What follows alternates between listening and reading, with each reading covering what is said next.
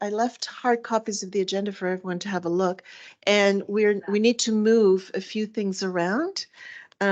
So what we're going to do is move item 5 to item 4 and item 4 to item 5.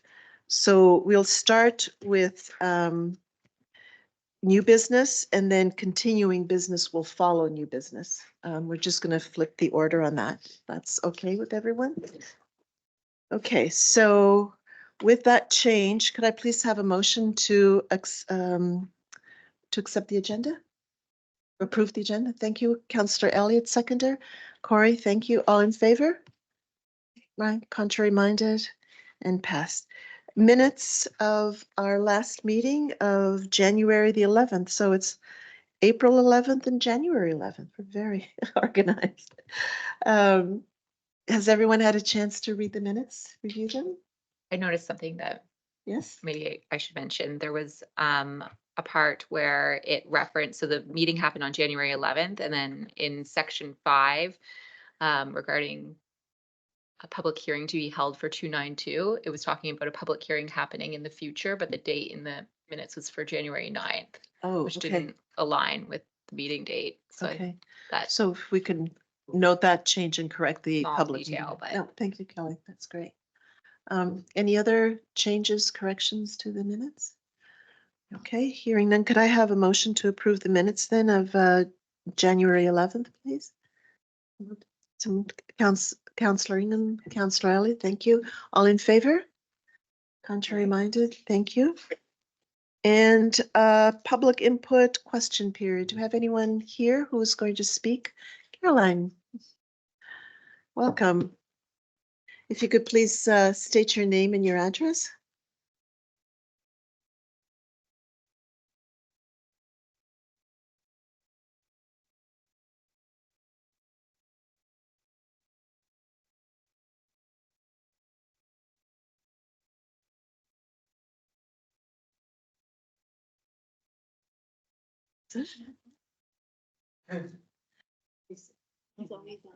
Okay.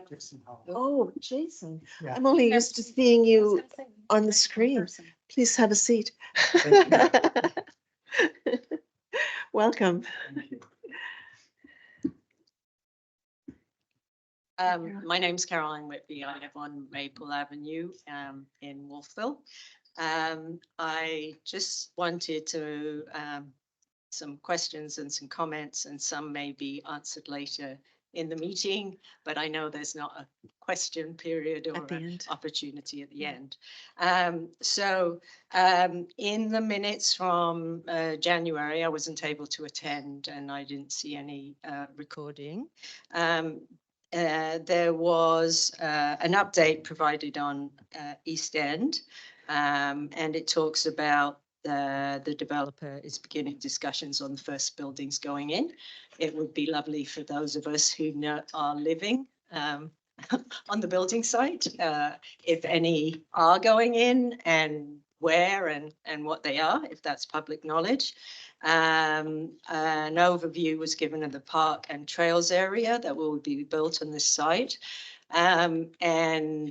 Again, for those of us who live on Maple right now, we don't really have access. We used to be able to access the trails more easily.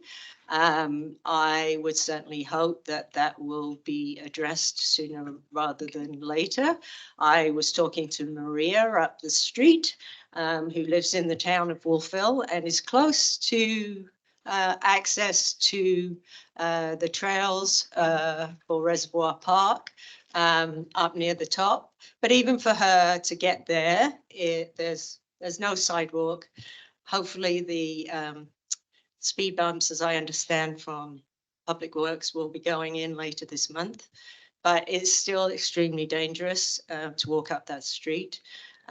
So access to the trails. And one thing I would actually, if it's possible, take a walk with someone from the town, actually show us as citizens where the new boundary is for the public land or the public parks area, because my understanding is that the boundary was changed for the trails.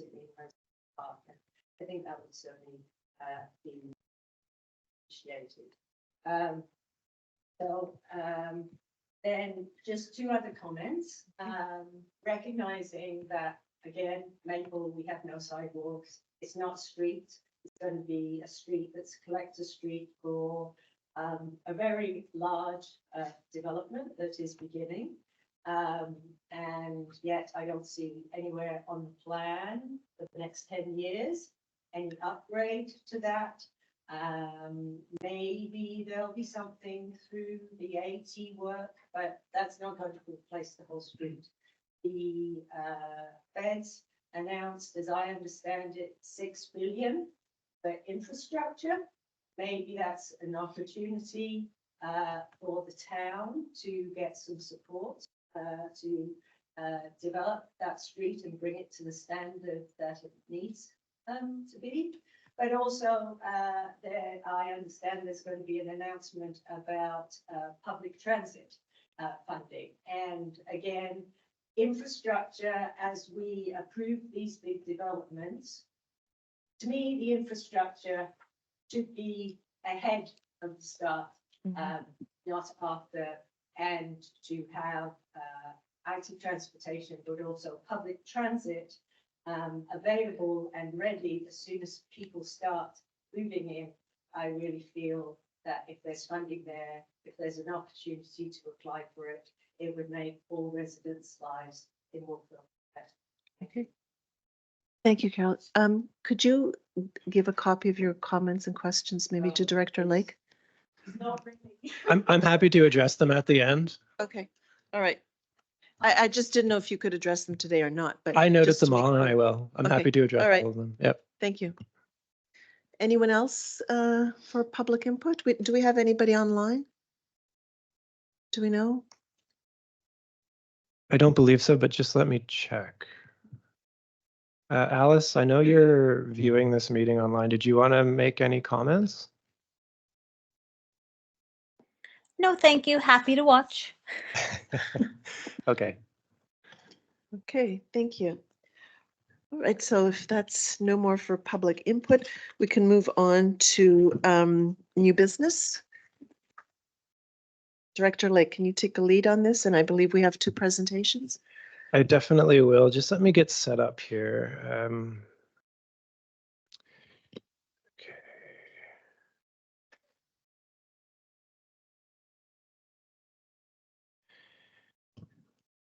I just want to make sure Lindsay and Alice can see what we're seeing.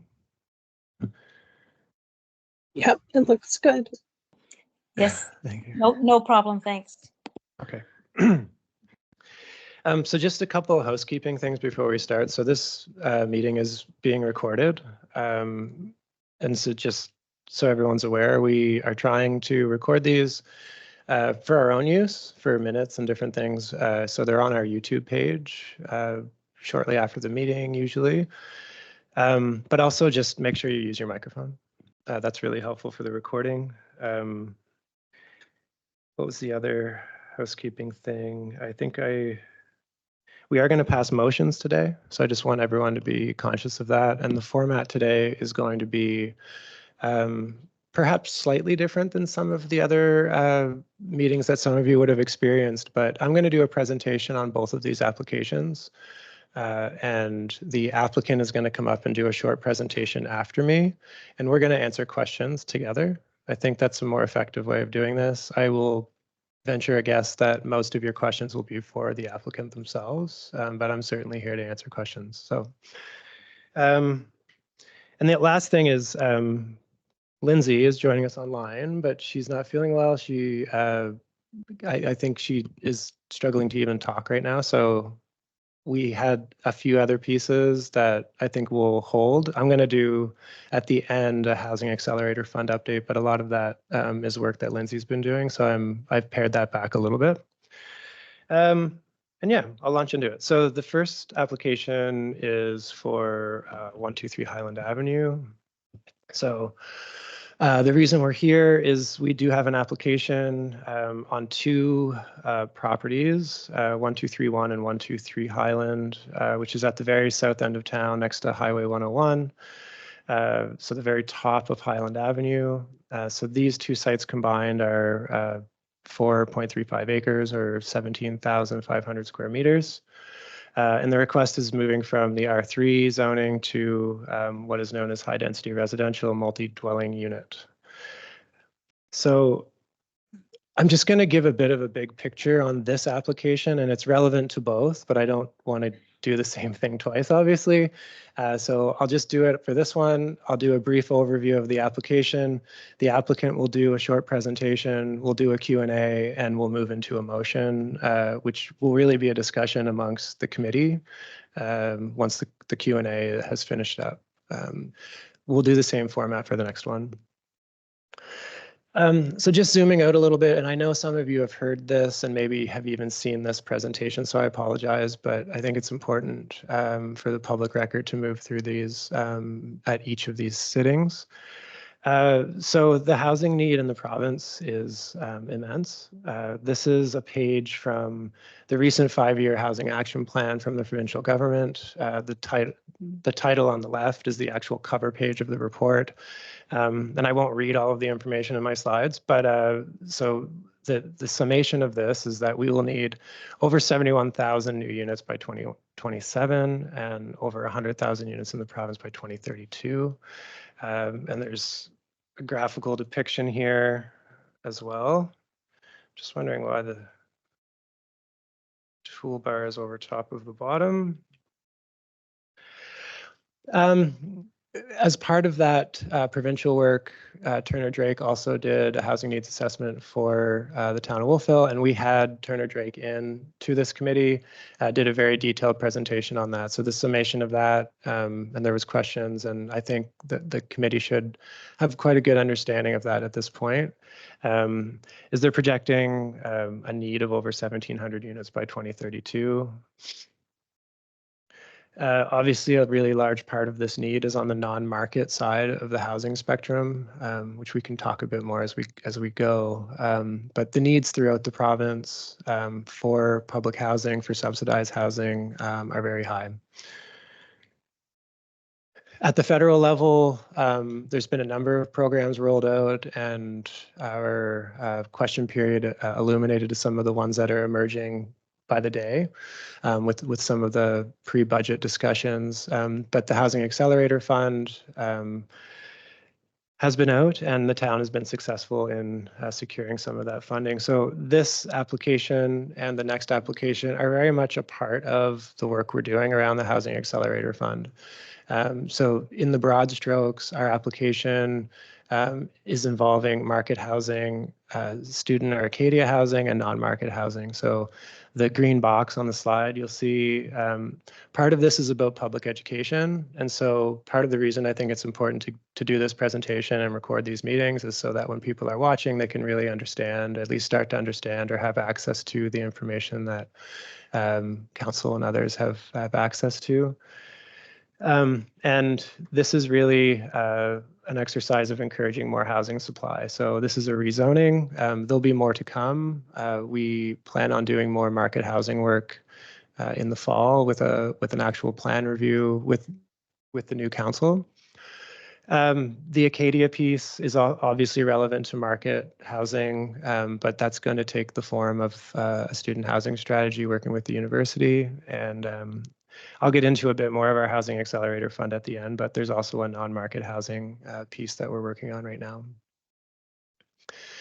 I'd be remiss if I didn't also mention the climate crisis and the work that we're doing as a town in this area. So these are just some sort of pictorial representations of some of the plans and the work that we've done. So on the far left, this is a summation of the different areas of our climate action plan. There's our climate action plan here that was adopted in 2021, and also our flood mitigation plan is there as well. Some of the example actions, both under mitigation and adaptation, are shown on here. And just to give it a little bit more teeth, when you look at the diagram on the right, this is the type of challenge that every municipality or level of government, and you can project this down to the household level, but there's a large gap in what we're doing currently and what we need to do, and things need to be done differently. On the left of the slide, you'll see the level of emissions that are coming from buildings generally. So you'll see that at the bottom with the 31% and the 21%. So most of our emissions are coming from the built environment. Lindsay and I included this in the package and just wanted to give a little bit of context because it does tie together the two pieces around housing need and the ongoing climate crisis. And this is a presentation that Lindsay and I were able to actually attend recently in Halifax at the library. But this is a recent report that we thought was really timely for what we're doing with the Accelerator Fund. There are municipal government recommendations included in this, as well as provincial and federal. I won't go through it all, but it really underscores what we're talking about today, some of the change that's needed and the important role of municipalities to show leadership on these issues. It's really unfortunate this taskbar is here. This slide is really needing no taskbar.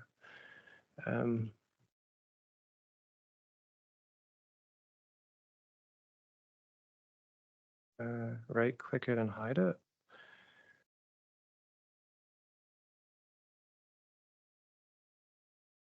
Hey. What a tech wizard. So this is just, again, a bit of a big picture look at the town. So this is our land use bylaw zoning map. This is one way of looking at the town and a way that planning committee looks at a way of organizing the town quite frequently. And so you'll see some of the new zoning in the East End that's here. And so this green bubble to the bottom right of the screen, this is the new zoning that is being considered in these two applications that we're discussing today. So this is in the bigger picture where the Highland application is, and this is the Gasbro application. This is the Woodman's Grove area, which is of a similar density, a similar scale. There's some other areas in the town, obviously. The West End is an emerging area that will require a bit of a closer look as we move forward into their next phase of development. Another look at that, just if you're more familiar with Google Earth or different ways of looking at the town, this is another view of that. Same outputs, just giving people context on how close these things are to our downtown. Also how small the town really is in the grand scheme of land use planning and doing spatial work like this. So getting into sort of the meat of the application, that was my very quick big picture. This application is considered through a number of policies of our municipal plan, and we do prepare a fairly detailed report that was in the package. So this application is consistent with the municipal planning strategy, and what might be different to some of you that are more used to looking at development agreements is we would go through in some detail an actual review of the proposal for a development agreement. And with this approach, with a rezoning and moving it to site plan approval, a lot of those prescriptive requirements are already in the land use bylaw. So a lot of those metrics I can speak to or we can talk through as we go. And some of those might be questions for the applicant. But what this does, it gives some certainty on the front end, shows what the bulk and scale may be, and shows the sort of potential output on these sites to give the people investing in the town some more certainty to move forward and know that what they're doing can move ahead. This is the type of built form requirements that we've worked to build into our planning documents just over the last 4 or 5 years. So this is the zone that's being proposed. So you can see the level of detail this goes into. There's an intent statement, a lot of different metrics around the built form. These are all typically maximums or minimums. So there's obviously a range within. There's other pages in here that are more specific to particular items that the proposal would bring forward. But this is a really comprehensive package of requirements that we've worked quite hard to develop. Some of you also may not be very familiar with site plan approval. So it's not that different than a development agreement in many ways from a submission requirements. So if you see this sort of green box in the middle, you can see that if this rezoning process is approved, there's a significant level of work and diligence that the developer has to invest in, including fees, forms, surveys, grading plans, stormwater management plans, engineering involvement. There's requirements to have architects involved, servicing schematics, traffic statements, and other items. And so this is really the same checklist that we use for a development agreement. And so what we really tried to do when we made these changes was to try to streamline some of this. So council and committees are working at the strategy and policy level, and staff and technical experts can sort of move the application forward from the approval. This is probably hard to read from where you're sitting, but the reason I'm putting this up here is this is just me clipping sections of the land use bylaw. And so I just want you to know that if you open up the land use bylaw, you can pour over all of this if you would like. I think it's probably not a great use of our time for me to pour over all of this with you as a group. But just know that all of this is there and available in the land use bylaw. We tried to make it as easy to read as this stuff can be. So just moving into some of the site specifics on this application, and I'll let the applicant speak in more detail to this, but what we've received to date, and this would be typical of a rezoning application, is some concept work. And what they're doing at this level of detail is sort of testing those metrics that I'm showing back here. And we're working at like a pre-application stage to understand what the intent of their application is. So there's a couple of different versions here, making sure things like parking, building size, the type of other metrics that they would like to hit are possible. And so we don't move through these processes until some of this preliminary work is done. And so these are just two versions of that. One has 3 buildings, one has 4. These are very early renditions. And so what I would encourage everyone to go back to is the intent and the land use bylaw requirements that we've set out. Some of the things that we've been thinking about at the staff level, and certainly I'm looking forward to hearing other considerations from the committee and as we move into council consideration and a public hearing. We've been speaking with the applicant, both applicants, about providing a much better connection, an actual sidewalk as part of the development to Pleasant, to the AT corridor that we plan on building through there. This site is a bit unique that it does back onto a park space that could use some better connectivity. So that is something that we're going to be talking in more detail about as we get into site planning. And there's also existing residential on the site. And so understanding how the existing residents and residential units will be treated as they move forward is an important consideration as well. So just process-wise, this is also very important for everyone to understand. This type of proposal, we're amending the land use bylaw. So we're really amending the zoning map. We're changing some of the colors on the zoning map is essentially what we're doing. It's treated the same as a lot of other potential amendments that one may apply for in the land use bylaw and must be considered by council. Part of that is also a consideration by this group and a recommendation that goes forward. So to start these processes off, we have notification requirements, signage that's put on the property, and we hold a public information meeting. And so we've held those in March for both of these files. There is a staff report that's formulated, which you have in the package. There's this meeting. And really, we try to get a recommendation forward to council. With some larger files, council may consider things at multiple meetings, but the intent is for council to move applications to a public hearing, and after a public hearing, a decision is made. So this is very similar to a development agreement. The only difference really is that a land use bylaw amendment would have a first reading and a second reading, but really it's the same. It's a semantic difference. The appeal periods are the same.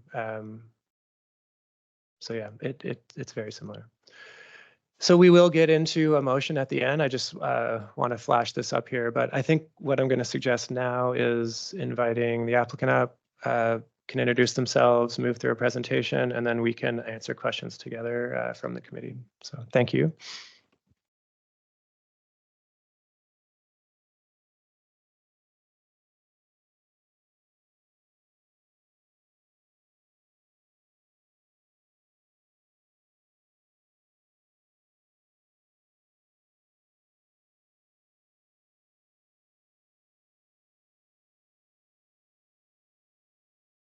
on, and you'll just be able to do arrow.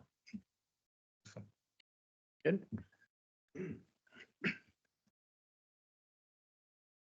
Thank you, everybody.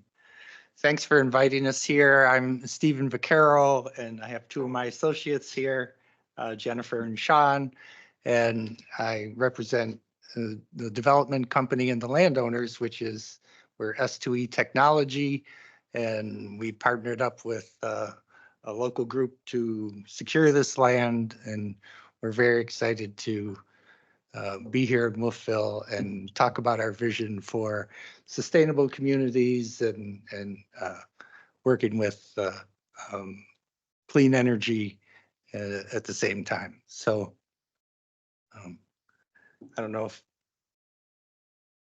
I'll say and invite Sean and Jennifer to say hello or a little bit. On the spot. Okay, thanks. Really the basis of everything that we've done for the past 7 or 8 years comes from our background.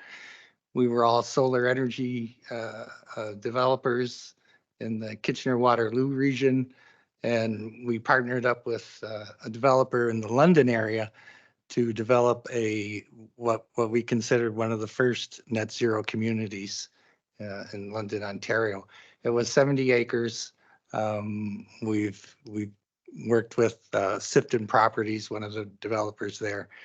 We've developed townhouses, senior housing, net zero condominiums, high rises. We put in a microgrid.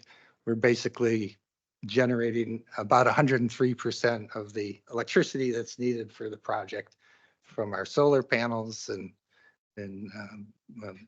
it's really an exciting development. We would invite any of you to come visit us at any time. We'd be super happy to host you. When we looked at Wolfville, we saw that there was an opportunity to do something similar here. And so we're very excited to bring this forward.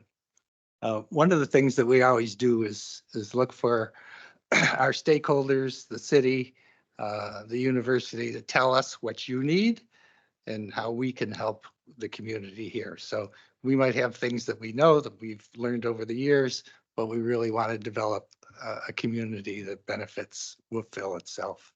So that's our goal. Why Wolfville? You guys really get it. You guys are ready for sustainable communities. You're already building sustainable communities. You're growing. You have a great university. So we're excited to be here. We have partners that run Happy Harry's, and we have Simplicity Builders. So we have local people very involved with the community. They've already have rentals that they're managing, and Sean, I think your grandfather built something down the road. You were telling me. So we're very involved with the community here locally, and bringing local labor in as part of what we do. Why rezone? Because talking to you over the past 6 to 8 months, we know that we want to develop this community in a way that we can work with your sustainable growth.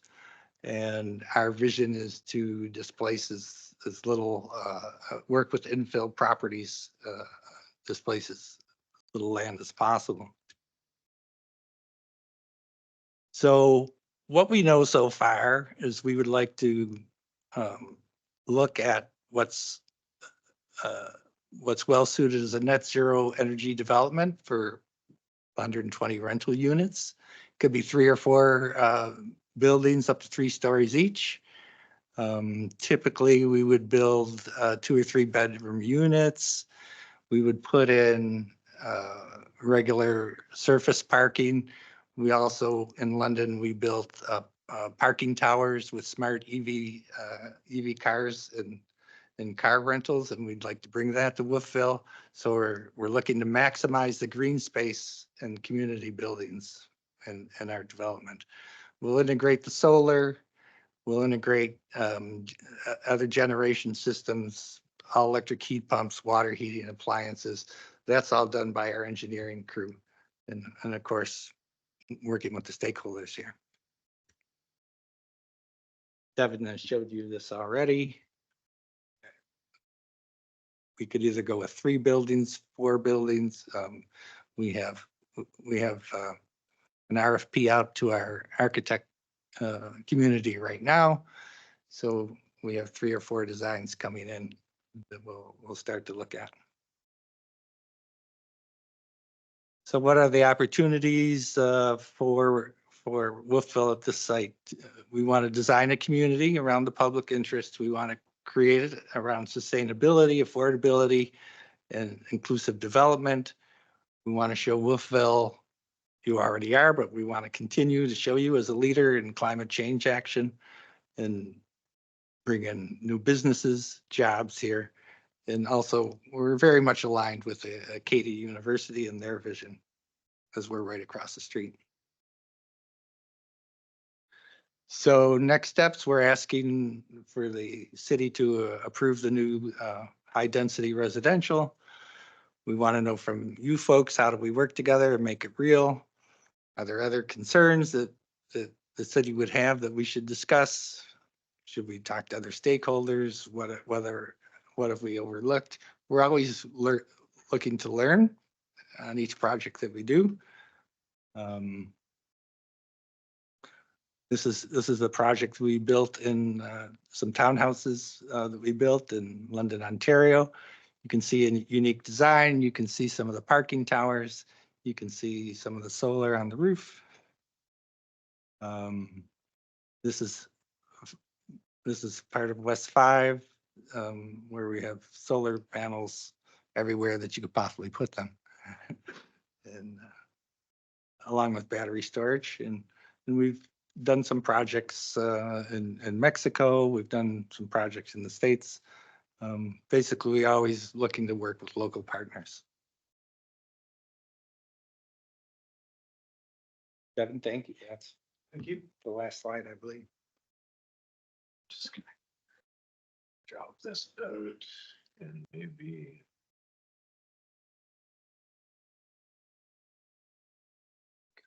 My stuff back up.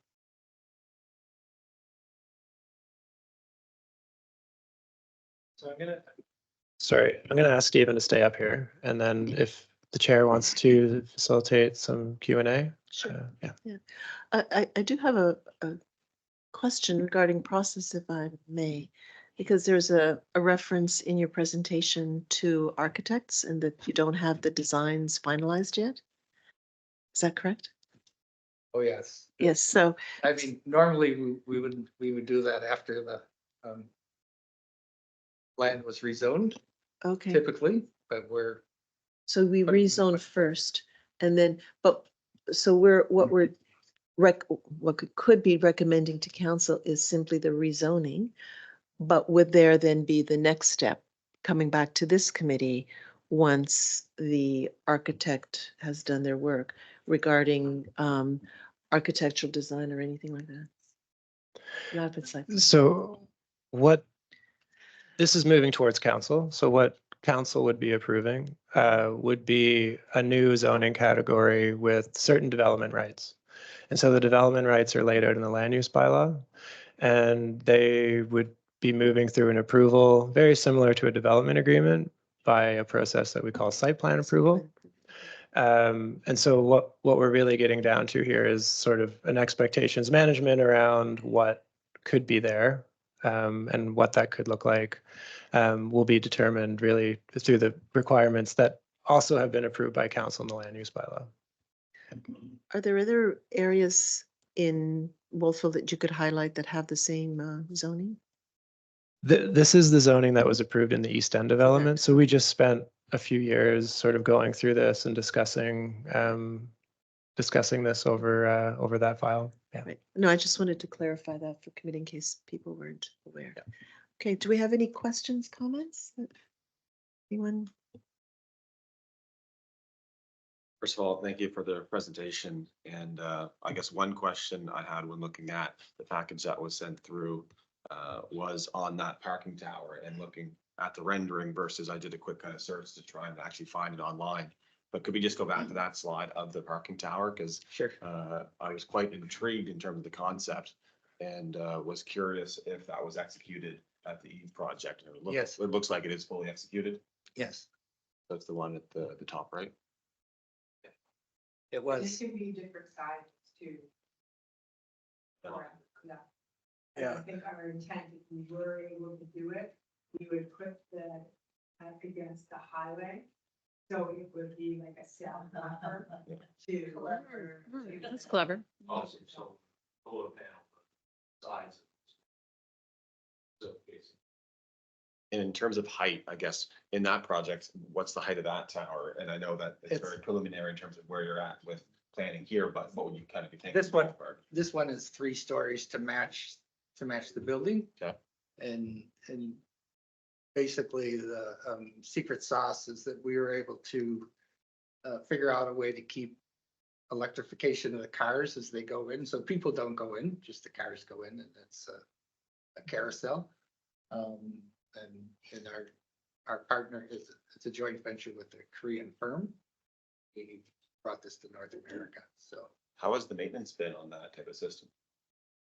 It's really very simple. It's simpler than, Canada considers it like an elevator maintenance. Okay. So it's the same type of maintenance program. It can be manually moved if power goes down for any reason quite easily. Did I crank something? Yeah. All right, that could be Devin's job. We'll have you come out. Kick the tires. Yeah.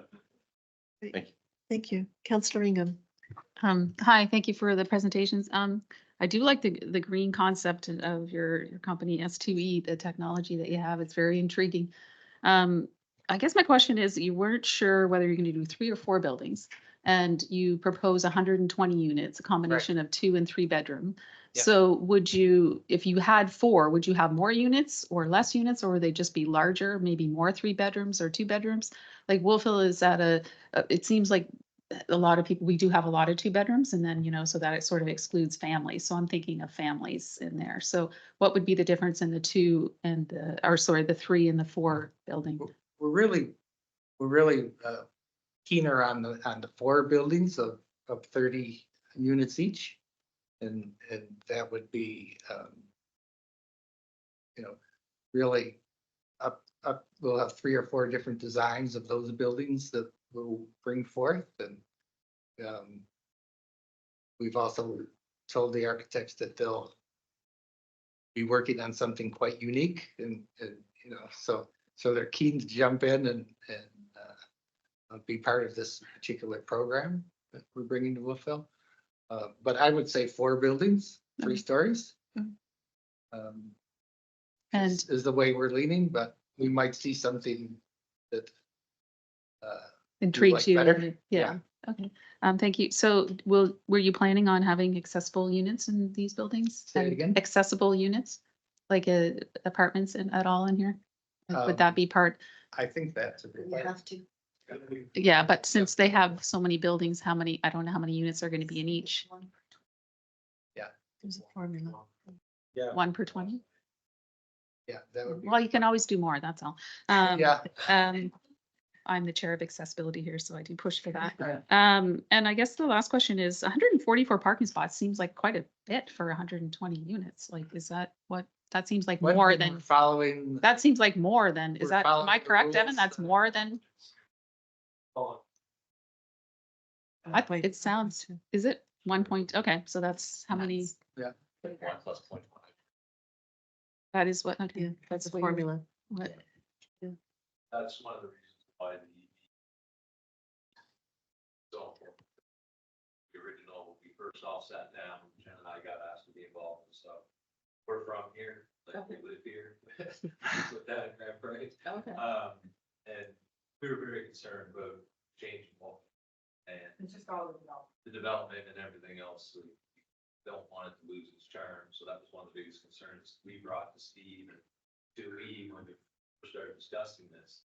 And the biggest thing for us is we want this project to stay as green as it possibly can. Like, as far as, I mean, some of the stuff we've thrown around the table is pretty unique to this area. So the EV parking was a very big thing for us because as Milford says in all of our meetings, fan cave paradise.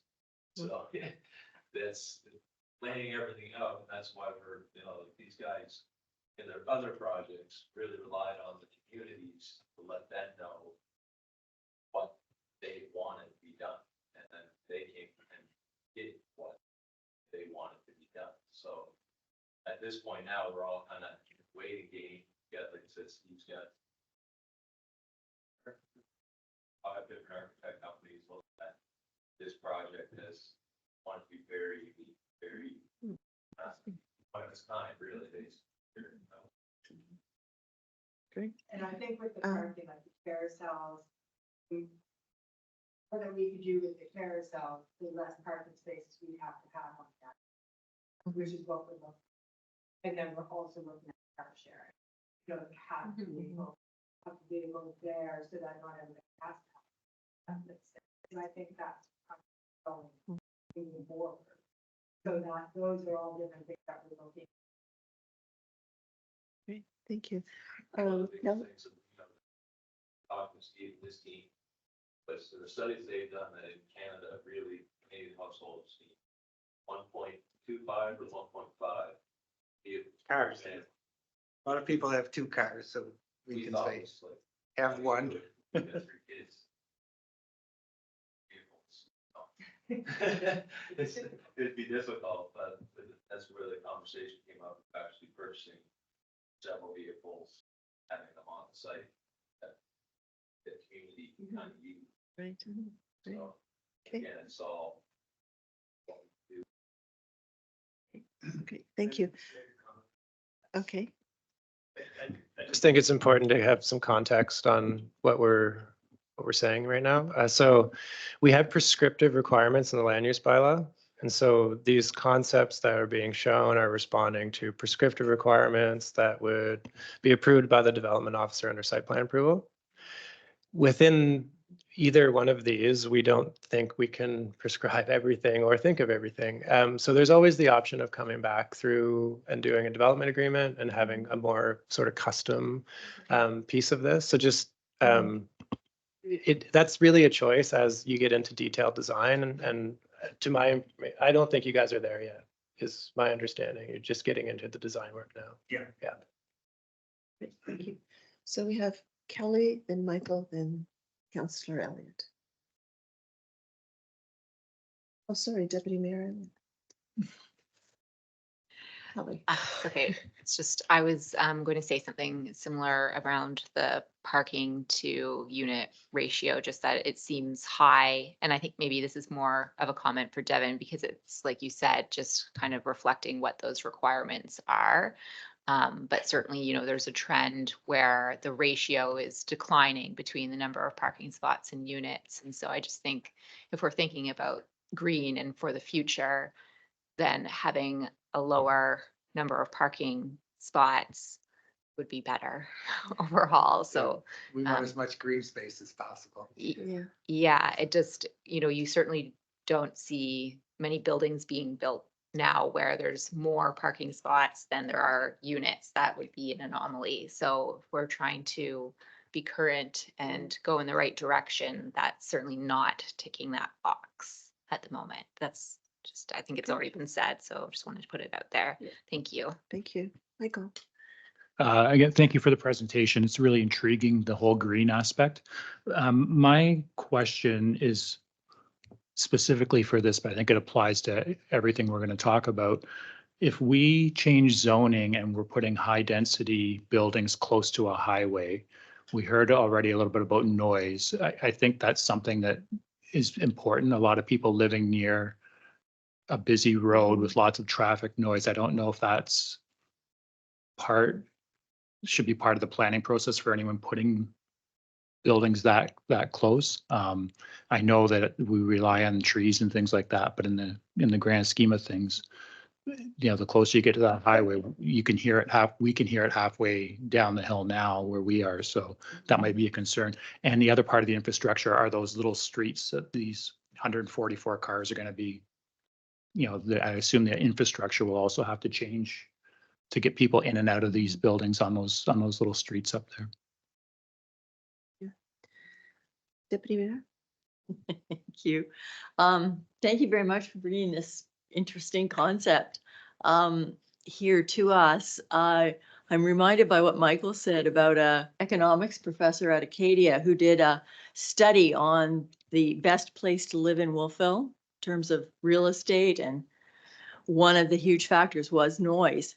And so halfway up Canton, halfway up Sherwood, you have the least noise from Main Street and from Highway 101. So that is definitely a factor. So I'm glad you're considering that. Also wondered about affordable units. Do you have plans for them? We're certainly considering that. That's what we want to hear from you folks. And I think that's an important part of any development. Corey? I think you guys are at the Bill Green conference. Was this to you there in some Yeah. capacity? Yeah. And I had attended that. And the whole concept of kind of like embodied carbon and net zero was obviously a topic that was very hot there. And one thing I was curious on is in terms of, I guess, the actual building materials. And, they talked about kind of like mass timber, I believe it was, and some of that lamination that is happening and avoiding products like concrete, steel that are high in carbon. And I was just curious in terms of your guys' buildings, what have been your, I guess, preferred construction materials or something on this scale? I love the idea of mass timber. I don't know if we could use it for this particular project, but we certainly look at environmental cladding, everything that we do, we consider, what we're putting in and how to engineer that the best way possible. And we've spent the last 7 or 8 years looking at every different product. So there are lots of options in addition to mass timber. But that would be something that we would certainly look at in the future. So it's basically, it is kind of a criteria when looking at the design from the architect, when you have, 3 or 4 options, looking at that carbon emission figure for the building is something that you guys do. That's right. Yes. And plus better building, better air quality, lower utilities for the tenants. Right now in London, they pay almost nothing for their electricity bills. Some people are getting rebates, basically. So we're trying to keep those costs down for the tenant. Great. Thank you. Beverly? Oh, hi, thanks. Great presentation, and I think we're lucky to be found by your company. It's really intriguing, and I think leadership in the sector from companies like yours to go green is really important in Canada and here. I just had a couple of just comments, questions. Not only the noise concern, and it's not just your development, but another one that we're talking about today, as my colleague was just mentioning, for the residents living next door, right next to the highway, but also the public safety issue. And infrastructure and fencing and all of those concerns with young families being next to 100 Series Highway. I'm not sure if there's any discussions to be had with the province about that, but in terms of berms and things like that, it is raised, yeah. It's like it's way, have to go under. Okay, from this one, yeah. The other one I think is on the back of it, right? Okay. It is under, yeah, all right. In any case, just sort of that consideration. Devin, you had mentioned park spaces when we were looking quickly at the mapping, and you said there was a park space running near this one. And so are you talking about a green space like next to the highway, or I'm just trying to figure out where you mentioned the park spaces here? So essentially within the Evangeline Co-op, there's a public park called Evangeline Park. Okay. So it's right at the end of the street. Oh, okay, so It's an existing space. Okay. It has some pretty basic amenities there, but my experience there is it's very well used. all right. Yeah. So opportunity to work with the developer then to Absolutely. improve that and connect that for the new residents. Great idea. And just on the, the parking tower, I think we're all intrigued with that. And you mentioned they could be different sizes. I'm wondering, are they illuminated at night? And again, I'm thinking of sort of impact on the neighborhood in terms of ambient light, for No, they people. don't need to be They illuminated. don't light, good. Well, they don't. probably just light when they're being used, or I Yeah. was curious. Yeah. And in terms of how visible they would be from the highway side. Okay. Yeah, It's like a carousel. It is a carousel. yeah. Yeah, because in this picture you're showing, it looks like it's lit up bright at night. Yeah, well, so- we lit it up for the picture. Okay, all right, good. Thanks. Thank you. Mayor Donovan? Thank you. Thank you for your presentation. Were you also talking to us last year about land on Maple? There was a company from London, and I'm from London, and I noticed, I just Googled where your site was. It's right between the first place I lived in London and where I went to summer camp. So now I can, it was just farm. Such a small world. You know? It's a small world. No, I just was curious. I know that we had been approached by a developer who owns land on the east side of Maple with, and I was invited to speak to or to visit with people, but I wasn't available. So I just wondered if there can't be two net zero companies from London. It was them, yes. But they don't have any land. But I did reach out to you. Okay. Oh. Yes, I thought there can't be two companies No. doing this from London. So But it was for one, two. yes, oh, okay. Right. Thank you. Any more questions, comments? If not, Devin, could you put the motion back up and we can move on to Okay, that? thanks. Thank you very much for your Okay. presentation. This is very intriguing.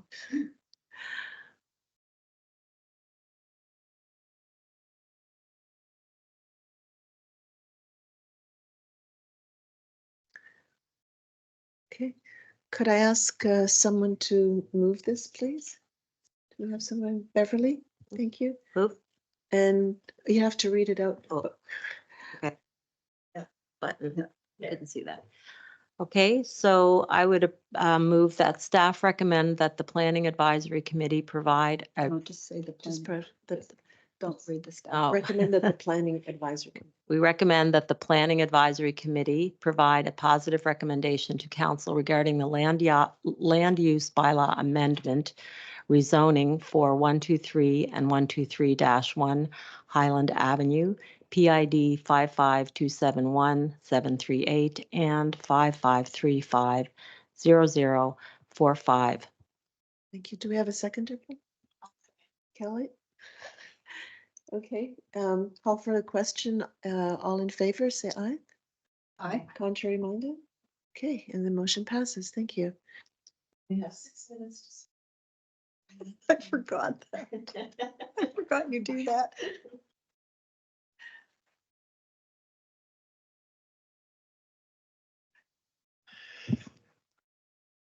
Do you want to just give Kelly a second? Or I think we can we can just go? start. Okay. We're okay. I'm going to be fairly quick on this one. 'Cause you've already done your. Yes, so I'm just going to give a really quick overview here. So the second application is on Gasbro Avenue. It's a slightly larger site. It's 4.6 acres.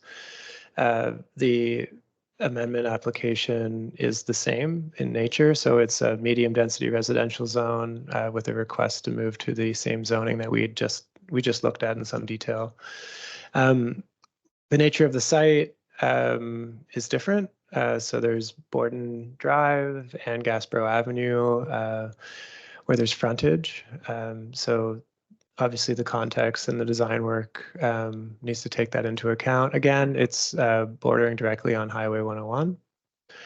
I'm going to do this. We're going to do the same format. I'm going to invite the applicant up once I do just some very high level overview here. So these slides are the same.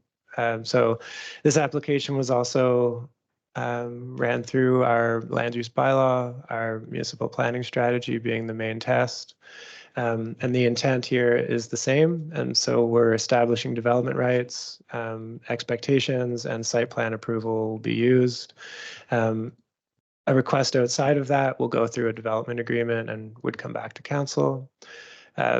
Again, the same, not trying to glaze over anything, but this is slides I just showed. This is the process. Again, just illuminating where to find things in the land use bylaw, what they look like. If you want to go over site plan requirements, you can see how similar they are to a development agreement and the level of due diligence that is required. I'll let Peter and Michael speak to this a bit more, but this is a preliminary site plan for this property. So 3 buildings. I won't go into much detail. These are some of the early considerations that we're speaking about, not so dissimilar. So there is a stand of sort of mature trees that I'm showing there in green that we've had some discussion about. There's access considerations off Borden and how to facilitate access onto Gasbro. We start looking at servicing requirements, obviously, at these sites in the early application stage with our town engineer. And a big win for this part of town, I think, is having a sidewalk connection from the highway or from this site moving down to Pleasant Street. The same process. I won't repeat myself again, but this is a process that has to be approved by council. I think that we will probably have a public hearing in and around June is my expectation. But again, once this gets to council, it's really at the will of council to direct staff and move the process forward or take more time to consider these things. Yeah, I'm going to invite Peter Polly up here to give a presentation as well on their application. Peter, if you want to just jump up here and join me.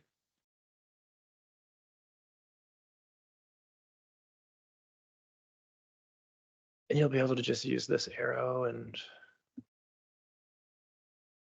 hand it over to you, sir.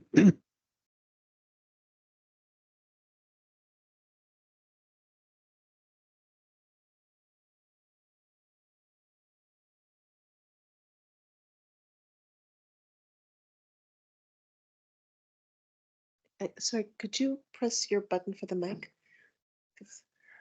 Thank you. Sorry. So my name is Peter Polly, and our business name is Polycorp Properties, Inc. We've been active here in the town of Wolfville for going on 20 years now. It's gone by fast. We made our first application for the Woodman's Grove development in 2005. We installed the street there for the Woodman's Grove project in the summer of 2007. We built the subdivision there, 36 single-family house lots, and now we're nearing the completion of the 6th building there. So I've compiled a bit of a presentation here to run you through, but we're quite familiar with the town at this point in time.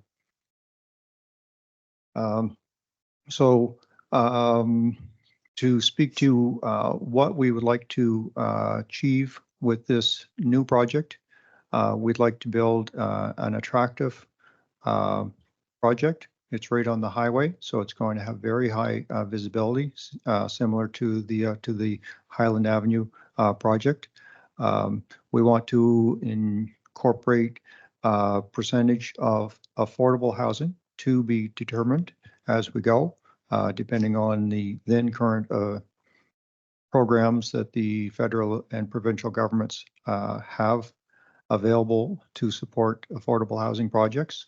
There's also a term called attainable housing, which means it's not real, call it affordable by the normal definition, but it's called the affordable with a small a, which just means a typical person can actually afford to live there that has, either working class wages or that might be retired or young and starting out. We would plan for this project to be a net zero project, 100% EV charger coverage, and we can touch on a bit here later, but we're also on the verge of placing an order for a significant number of e-trikes for our current Woodman's Grove project, which is going to be quite something. And our residents are quite excited about seeing that come later this year. So the site here at the corner of Gaspro and Highway 101, it is next to the highway. And this actually ties well into what really, in our early days, got us going on the green energy front, because in the north end of Halifax, and we'll come to some photos here, we're developing a project right above Barrington Street, right next to the McKay Bridge. And because of concern about the road noise there, we went with the insulated concrete form exterior wall system. So all of the exterior walls in all of our projects are poured concrete. And now for energy efficiency purposes, we're actually using triple glazed windows everywhere. So when you're in the units at the project in the north end of Halifax, you can't hear a thing coming from Barrington Street or the McKay Bridge, and it's right on a hill, and there's actually quite a bit of engine braking noise there as well. And they're even quieter with the triple glazed windows now. So just a few more perspectives on the site. A few different angles.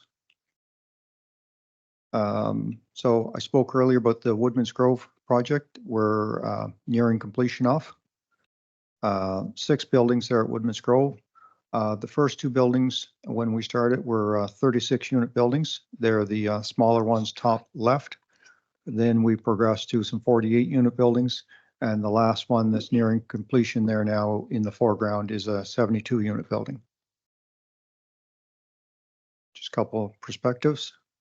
The buildings here have higher than or they're roughly 1.25 parking spaces per unit inside the building. And we do that by having an abnormally deep building. So about a third of the suites actually get 2 parking spots inside.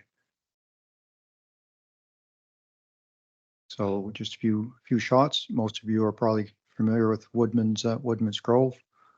We have a current resident base there of almost 400 people. So almost everybody knows a bunch of people that live there. The 6th building that we're just completing on the site there, 72 units, 3-story building. It will have 60 affordable housing units in partnership with Housing Nova Scotia. It's also in the CMHC, the National Co-Investment Fund. I actually typed RCFI here by mistake, but there's another program that CMHC has called the Co-Investment Fund. Today it's called the Affordable Housing Fund, and I believe that we are the only private sector business in the country that is qualified for that program. And the reason why we qualify for a lot of these affordable housing programs with the province and with the federal government is because the building is so energy efficient. They typically have a social accountability matrix, and you get points for different things to be able to qualify for them. This building at 72 units will be net zero.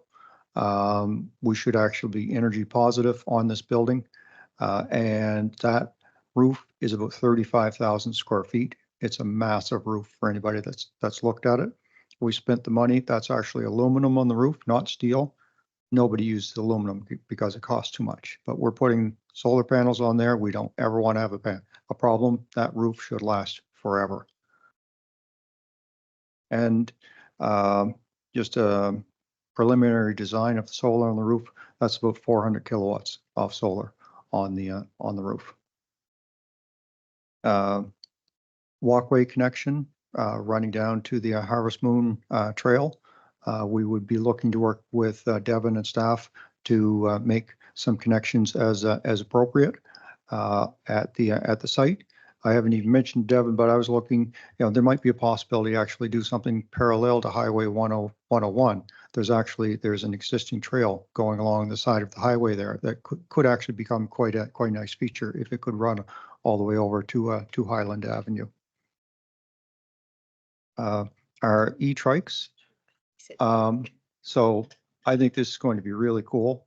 We've done a survey of our residents. We actually had an 80% response rate from residents. So anybody who knows anything about doing surveys, to get a response rate that high, you know you've got people's attention. So people are very excited about this. So we're looking to have a fleet of these for our residents who are typically seniors to be able to jump on. And I go back to the concept that when we were kids, my mother always wanted a tricycle. She was quite reserved, wasn't fit or active, but she always aspired to have a tricycle. This is the modern day version of that with the battery on it, and we're seeing a real opportunity. I think we actually have 85 e-bikes on the site today. A lot of people who might not have the initiative to go out on an e-bike with their friends, we're hopeful that they'll be happy to jump on an e-trike and go. We're thinking these would be really cool. We have some nice little signage or logo on it. So downtown Wolfville, we're hoping, well, they'll have a parking problem with our e-trikes. So we'll have to figure out where all they can park. They're kind of in this funny, are they a bike or are they a motor vehicle? So we'll have to figure that out. But we're going to order about 30 of these, and they should be active before the summer's over. Community gardens at Woodman's Grove have been a huge success. That's our gardening club there to the right. So we've been at this business for about 30 years now. Michael Napier is our architect, and I call him the best up and coming architect in Halifax. Michael's office would produce pound for pound more multi-unit residential projects than any other architectural firm in the province. They do, and if you went around looking at the projects that they do nice work. So project here that we're working with Michael on, this is in Halifax. This is about 226 units. That one's under construction now. That's in the Spryfield area of Halifax. This is one we finished in 2018. This was LEED Platinum. It was the largest multi-unit residential LEED Platinum building registered in 2018. That was a condo project. We've built some nice semi-custom homes. This was a subdivision we did that had 76 houses. We developed the land, built all the houses. Every house here was ICF construction with the exterior concrete walls, and they were all in-floor heating as well. Spice Condos, corner of Barrington and Cornwallis in Halifax, or the street formerly known as Cornwallis. These are the projects in the north end of Halifax, just north of Barrington Street. You can see the McKay Bridge in the background there, and the noise between the Barrington Street, the bridge, and the port operations, the concrete walls, game changer. And where that came from was in my early days going to university, I actually lived next to the port in the south end and worked for the property management company, and I knew how bad the turnover problem was in that building because people would move in. It was a nice unit. Second day they were there, they wanted to move out because they couldn't deal with the noise at night from the container terminal equipment shunting around all night long. We've done some nice high-end single-family home development as well. This on the land side. So the property, it's unique to find a property this size undeveloped in Wolfville. We are very excited about it because it ties in well with our existing portfolio. We have a crew of 12 carpenters on staff that work for us at Woodman's Grove, and it's taken quite a while to get this little crew together over the last 10 years. and we're keen to keep them moving to another project. So we would like to be in the ground. I'll have to work through it with Devin, but assuming that the town is behind this and thinks that it's a worthwhile endeavor, we would actually be looking to be in the ground before the end of the year. And we would probably want to put the foundations in the ground for 2 buildings at once, and hit it fairly hard. So like the previous presenter, we would be planning to do a lot of solar on the roofs. The roofs would be covered. We've actually been at the forefront of getting the solar regulations changed, the net metering regulations changed to allow things like this to be done in the province. And it hasn't been an easy road, and we're not through yet in terms of dealing with the province and our friends at Nova Scotia Power. So I mentioned earlier the unique building structure type that we use, the insulated concrete form system. All exterior walls are poured concrete, which is great for the noise, and it makes a super insulated, airtight building. The rest of the building would be steel, so it's all concrete and steel. I can see the street at the back end of the project running out to the small little street adjacent to us as being quite a small driveway in order to make the secondary connection. This shot is actually on the Harvest Moon Trail, just this side of Kentville. So that's the sort of effect that we would like to achieve. Up on site, there are a number of sizable oak trees on the property. One of them is probably 4 feet in diameter. It's completely majestic. So we wouldn't be looking to go back into there. We'd like to try to keep that as a little, not a park area, but a green space. And there are several that are probably 2 feet in diameter that we would be looking to work around. So if any of you have been up to Woodman's Grove, or if you know people that live there, the units are very nice. A lot of the finishes are actually nicer. We've been in the same house for 22 years now. The finishes at Woodman's Grove are actually nicer than the finishes in my own house. So just over time, you learn where to source stuff, and a lot of things on the design end. We build these buildings to be as low maintenance as possible. Zero maintenance exteriors. Everything is either aluminum, vinyl, the solid PVC decking that we use. We're trying to make stuff absolutely bulletproof so that nothing rusts or stains forever. We can see a lot of emphasis on common area space between the buildings.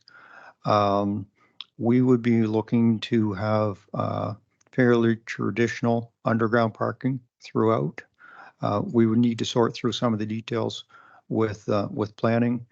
We would probably be looking to have a parking garage run continuous under the buildings. Just there's a lot of costs that are fixed in terms of when we're building the buildings. So to the degree that we can do service entrances for sewage, water, sprinkler, electrical, everything, that we can do those and have them on a shared basis. And then we can sort them out internally ourselves with easements. But this is how we try to get the building costs down so that then we can bring the product to market at reasonable prices. So with a parking that runs through to connect multiple buildings, that would give us opportunities to do amenity spaces on top of that parking. So areas like this, very nicely done, common areas, and the gardens and different areas for people to be able to congregate. And that's it for my presentation. Oh, and I think One thing Devin mentioned earlier about wanting to extend the either the sidewalk or some sort of an active transportation connection up to the site, we'd be happy to work with the town to do that. And that's similar to what we undertook at Woodman's Grove. I know it's a little bit of a mess there right now, but we've got the walkway in, but for about 30 feet, so that people can walk in off of Main Street. There was never any proper sidewalk on Woodman's Grove before we upgraded that a couple of years ago. Great. Thank you. Wonderful. Thank you very much. That was a very interesting presentation. Thank you. Do we have any questions, comments? Deputy Mayor, and then Councillor Ingham, and then Corey. Thank you, Chair. I have a question around the 6th building at Woodman's Grove, which has taken a number of years to be constructed. Somebody asked me the other week if there was going to be a mold problem in that building because of the length of time the construction has taken. I'm wondering if you're feeling assured that that issue won't continue up the hill. No. Keeping in mind that we started the building just before COVID started, and everything that ensued from that, combined with, and I mentioned earlier, the affordable housing programs that we have been involved in, they are painful. Like, we went to CMHC because of the run up in costs resulting from COVID and call it the post-COVID period inflation. We started that process last January. We got the final approval and our first draw about 3 weeks ago. That's 13 months from a project that's already approved with everything in place. So we will be, and then on top of that, you're actually dealing with the province. So it's a slog and it's not easy. And that's why most people aren't doing it. Thank you for You'll- explaining that. But I've learned a lot through the process. And as I mentioned, on this next project, we would like to actually start 2 at the same time and get the foundation in all at once. And then drop back and, concentrate on 1. That building at Woodman's Grove, it's got a footprint of about 27,000 square feet and a massive roof. On this site, these footprints are only about half of that size. So it should actually each one should go up quite a bit faster than that one. Yeah. Councillor Ingham. Yeah, thank you for the presentation. And there's no mold. So yeah, it's bone dry inside. Yeah. That is good to end with. There is no mold. Yeah. So I always like to, I've driven up both land pieces, and just so I can get my mind conceptualize that. So we're going down Pleasant and we turn up on Gasborough. There's houses at like and then there's a long driveway. Is that part of it, or like, can you just, yeah. Yeah. Okay, can you just explain exactly where it is so I can really get a visual I on don't that? know if I can get a pointer here. So a little bit of history here. So this property at one point in time owned most of this. Okay. So this was subdivided off of that property. So that's why it's got kind of the funny property line here. And I think historically, part of this property was part of this property. Part of this was owned by somebody else, and I think it was landlocked. And the current owner actually acquired the back of it and subdivided off of this. Okay. I think Devin could speak to that. So the current owner did a bit of a land assembly amongst three different property owners to come up with this current shape. Okay, thank you. Corey? One question, and I guess more technical, just out of curiosity, with like the solar panels on a project of this scale and obviously having, everything individually metered, how does that work with, assuming that the panels are, owned by landlord in the sense of those who develop the property, then do you just essentially sell utility back to individual consumers that are your tenants? Yep. And then that portion is replacing NSP? Yeah, for the sixth building at Woodman's Grove, there will be one primary house meter and all of the suites are on that. And then we have sub-metering equipment that will track the energy usage of the individual suites. And then they will pay us for the electricity at the same rate that they would otherwise pay Nova Scotia Power. That's what we need to do in order to, well, it's the only way that you can actually technically do it under the net metering regulations that the province put in place. Thank you. Jason? Yeah, there's been a lot of talk of green initiatives, and I'm looking at this picture here and thinking this is the greenest thing in Wolfville, this plot of land. So I'm just wondering what the development plans outside of the one oak that you mentioned, just for the existing forest that's there. How will these properties be developed? Will the area be denuded first, or is there a movement to preserve any of these longstanding trees? The area, and I'll just go over here with the mouse. So we're expecting the driveway will come in here. There's a significant grade change coming off of Gasbro with the bedrock there. Coming up here, driveway going in and back and connecting through, a little bit of a turning circle somewhere here. But basically all of this area here will basically get, unfortunately, clear cut, blasted and leveled. It's actually quite disappointing when you go up to see, and I don't know who to bring it up with, not that it would be productive. But I don't know if any of you have seen what TIR did along the highway here. It's disgusting. Like they took down every tree, and it would be different if they took down every tree and did a nice job Since of it. this photo was taken? Yes. Okay. Yeah, they landed there with their tree mulcher on an excavator. It looks like, based on the color of the wood, I don't, Michael, have you noticed when, or Devin? Like, it looks like it might have been the last couple of weeks. Yeah. Yeah, it's awful. I mean, it'd be different if they took down every tree and left it neat and tidy, but they left a disgusting mess there, as they do everywhere. So they took out every tree on the TIR property. So we would be trying to do something, in a little strip between us and the highway. Do you have to replant? Yeah, I think there's a few hardwoods along here that we would be working to try to save.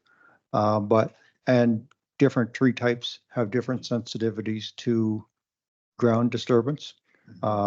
Birches, I know from experience, are very, very delicate.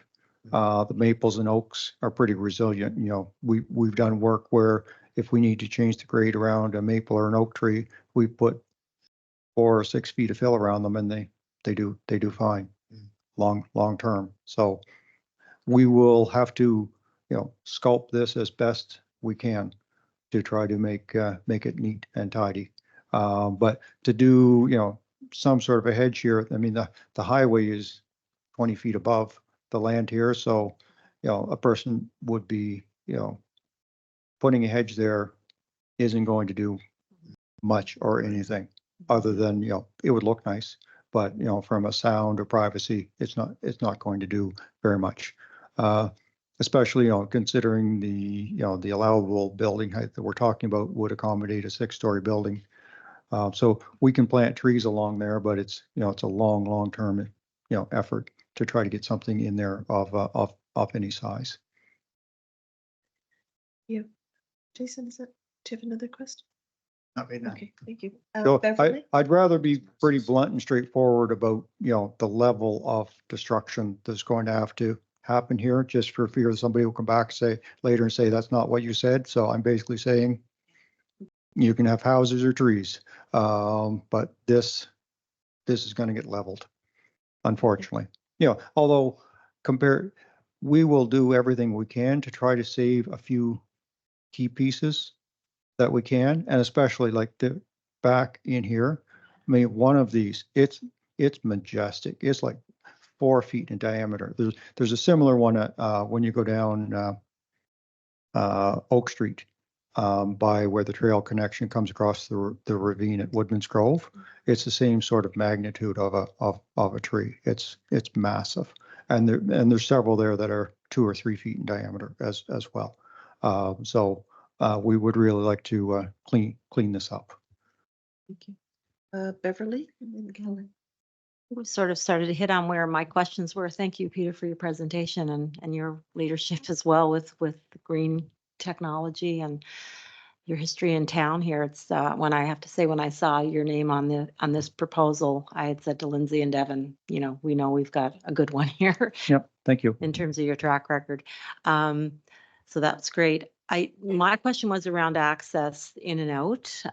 So we've hit on it that there's going to be, and you just mentioned it a bit better there, Peter, that you foresee with your Yeah. cursor there, you were showing sort of an access kind of coming off of Gasborough behind the buildings, and then option for residents to either exit either onto Borden or Gasborough.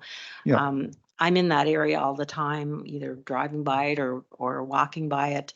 And it is a bit of a wasteland when you just come under that underpass there as you're heading back down Gasborough, and the cars are going fairly fast. And the current development on the other side, it has sort of this dual roadway, which is kind of confusing. And this committee has talked a little bit about, the landscaping and for the other development across the street. So I guess I just see it as an opportunity to improve what we have up there. And even with some of the scrub trees coming out, I think if you can conserve some of that green space that you were just talking about in behind, Yeah, on the as back, much on the as back. possible. Yeah. And yeah, I know you will be talking to the town further about connectivity with the trail system where we can make it, because one of my roles on this committee is heritage rep, and so I'm always looking at the natural and cultural heritage of what we're doing. So I guess that's our opportunity there to try to maintain some of that and make it a healthy living spot for the people that are going to be there. Yeah, and we'll have to work with town and fulfill staff to try to figure out, I mean, this is going to be the critical corner here, and just how that building interfaces with Gasborough, whether it's elevated from the street or whether that whole outcropping gets taken out of there so that we can bring it down. The nice thing is that with technology today, some people would look at that rock outcropping as an expensive undertaking. I look at it as almost free gravel.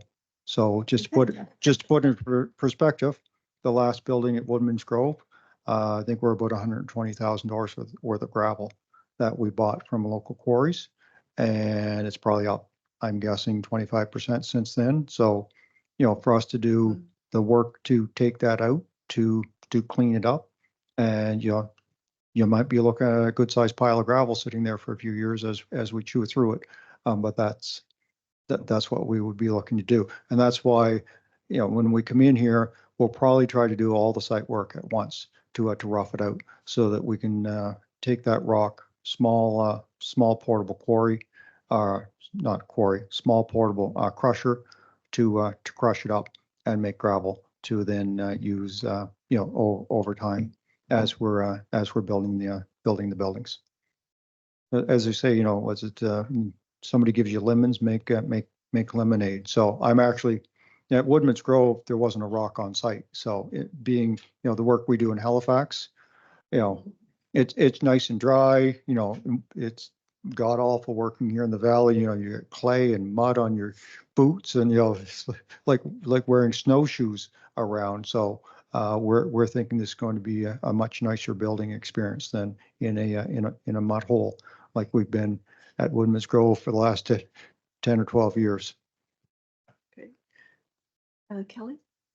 Hi, I was just wondering with the allowable height limit, what kind of view opportunities does that allow for? Or do you know, like, will you be able to see Blomidon and the waterfront from that height? Yeah, when you're standing on the ground now from here, you can see out. Subject only to existing tree cover. So the view there today is pretty good because there are no leaves on the trees. But once you get up 2 or 3 stories, the view will get better. And with the height limit, correct me if I'm wrong, but six stories, Devin? Yeah. By the time you get to the 6th floor, the views here will be very, very nice because you'll be looking out over top of all the tree cover and all the existing neighborhood. So I would guess kind of 4th, 5th, 6th will have very, very nice views. That's great. Thank you. Yeah. The other thing that I didn't touch on in the presentation was the 6 buildings that we have at Woodman's Grove. The first 5, the units are very large. So they would average mathematically 12 to 1,300 square feet. A typical unit there is a 2-bedroom plus den unit. We only have a few 1-bedrooms and 1-bedroom plus den units. So we're actually looking at a format here that we would have significantly higher weighting towards smaller suites. Costs are continuing to go up. There's always upward pressure. Today, interest rates are quite a bit higher than they have been through the Woodman's Grove period. So we need to do everything we can to try to get, still deliver a very high quality product, but at a reasonable or attainable price point. So we would be looking to downsize the units significantly, have more studio type units and 1-bedrooms and even small 2-bedrooms. And that would then serve as a complement to our other portfolio that we have at Woodman's Grove. And I think it's interesting, it would actually tie in well with the other presentation here today because they're looking at having the larger, more family size units.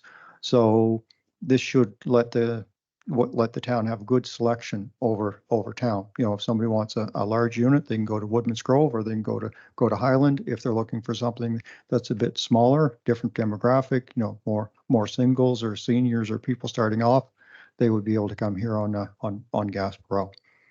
So you kind of need to look at the whole town as an overall mixture of projects, but we're looking to skew towards the smaller size than we have currently at Woodman's Grove.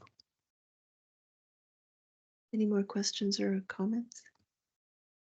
I actually have 2. One, Beverly, you hit on, and that's the landscaping. And I guess the reason I was drawn to that question is because of what's across the street and how long we have been waiting for landscaping there. And so would it be fair to assume, because your buildings on Woodman's Grove are clearly nicely finished and landscaped, that's obviously the plan that you would have, that it would be. We would actually view it as stepping our game up from what you see at Woodman's Grove. We did the layout there, the design, most of it 15 years ago in terms of laying out the buildings and the parking and the sidewalk to building interface. We've learned a lot in the last 15 years. So we would envision this would be physically quite a bit more attractive than what we have at Woodman's Grove. In all aspects, which would include the landscaping. And this is really a question for Devin. If you could just explain or clarify for the committee and anyone listening, the 6-story limit. I know we did the 6-story for the East End development, and I think it was understood by many that was for East End. And so is this automatically covered in that, or?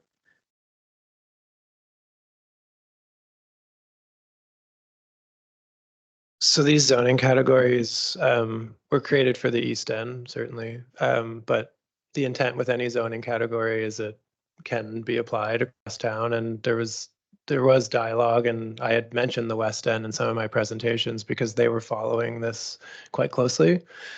And so from my perspective, this type of scale, when you look at the scale of a highway, especially the highway that's up there, this is the type of scale that can do a better job of framing that. And it's interesting, I was going to front end Peter's comments about noise and sound, but I knew he would do that. And some of the single family homes, I know the construction quality and the wall assemblies just don't allow for that. But yeah, the zoning category is really not site specific. It's just a category. It's development rights that are meant to be applied to different areas. And then as we move through different sites, as council looks at approvals for, this is really a maxed out envelope. So the other project, they're not looking to do that. This project is. So it's just, it's giving the person investing in town that option. To move from one or the other. But I think, and I can speak about this a little bit more when I do an update on the Housing Accelerator Fund, because I think it's really important for council and the next council to really understand some of the realities around the economics and its relation to zoning and metrics like parking, if we do want to sort of meet what we've committed to in the Housing Accelerator Fund application. Okay, it's just, I do think that for many people, when we were discussing the East End and the 6 stories, that it was seen as not part of, it was being zoned specifically for that, and that any other area that was looking to do 6 stories would have to get special approval, that it was not be automatic. So this is the special approval. So this is a rezoning. This is a special application that council's looking at for 2 single sites. So that's exactly what is happening. So we didn't talk about the rest of town in the East End other than alluding to a couple of sites because the West End applicants or the West End developers were in the room. So it was, I think, prudent to do that so at the time. But I mean, this is very typical in a zoning exercise. We were looking at a site, we created some parameters, and we're looking to apply them elsewhere. And this is why we're coming to council. This is a change to the existing zoning fabric to something else. Thank you. Corey, and then Can I just follow up to that? Sorry, Corey, I didn't know. Yeah, so I guess my understanding when we did the East End, that was like special to that. I understand this, and we understood when we passed the 6 stories, and it was a little bit contentious at the time, that this could set a precedent for other areas, like I understood that. But when I was reading this, I didn't get the feeling that that was something that we, like in this, that we needed to approve also. So I think it needs to stand out a little bit more. That's just my opinion on it. yeah, I agree. I'm not saying I oppose it. I'm saying that we knew when we passed it that this was for that area on the East End. It was sort of sloped, and we passed this, and we also knew on the West End this could set a precedent. So a developer would come and ask us again. I just didn't get from reading this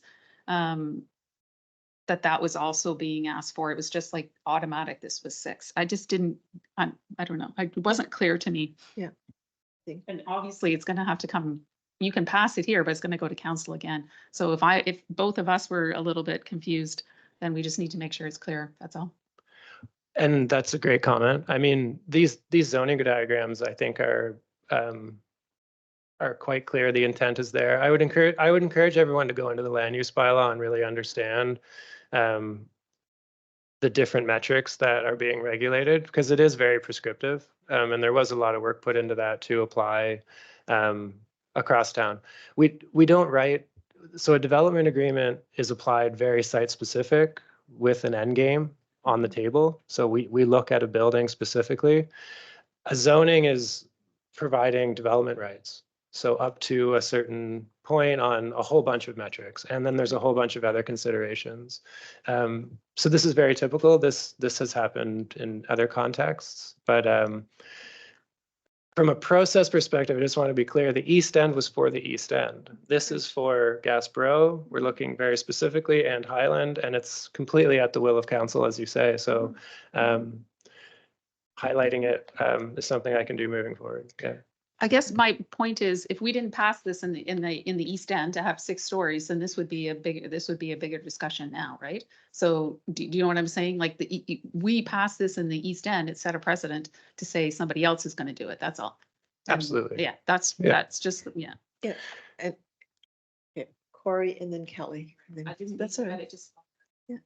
So one question for Devin, then you actually kind of spoke a bit on it in terms of the report at the end from like the task force for housing and climate and kind of a few of the recommendations for municipal kind of government and making the land use bylaws more permissive and not as restrictive when it comes to kind of unit maximums and parking ratios. So I think you mentioned parking in terms of, if that's a topic that the town wants to discuss. These are 2 big projects that appear to have eager folks behind them. And obviously our current metrics are being evaluated when evaluating parking and what's required.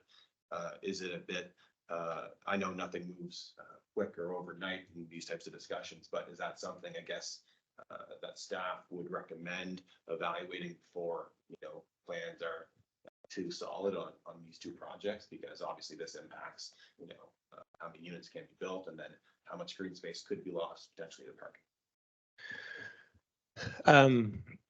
So the 2 projects are a bit different in the approach that they're looking to take. And I always say that the projects that the developers bring forward, they usually want to provide parking for their product, and they know best typically.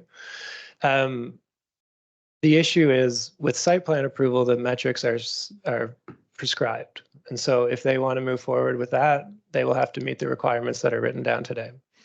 That doesn't preclude them from coming in and asking for something outside of that through a development agreement, something more site specific. So that's just where we are today, and that's why you're seeing the numbers that you're seeing. It's timely, and I'm going to talk about this a bit more once we get through this application, but I am looking to partner with Acadia as part of the Housing Accelerator Fund to do a parking study for the town. It's mostly scoped. I'm just getting final comments back from the university. And that was part of our Housing Accelerator commitment, was to look at parking. It is I spent a tremendous amount of time just looking at the parking metric to define projects. And I mean, Michael could probably speak to this even more than I could, but it's something we want to look at. It's something that will take probably 5 or 6 months to evaluate, and will form the basis of the other plan review that we're doing as part of the Accelerator Fund. So there's a couple of different options there, and we're kind of in flux, but we absolutely need to look at it. It's a huge factor in affordability. Thank you. Thank you. So Kelly, and then we have just 15 minutes left before the end of our meeting. I'm just cognizant that we still have Devin to present on a few things. So I'm just wondering if Kelly could be the last to comment on this before we take the motion, or. Okay, Go ahead. I'll go Yeah. quick. Just sorry, circling back to the building height.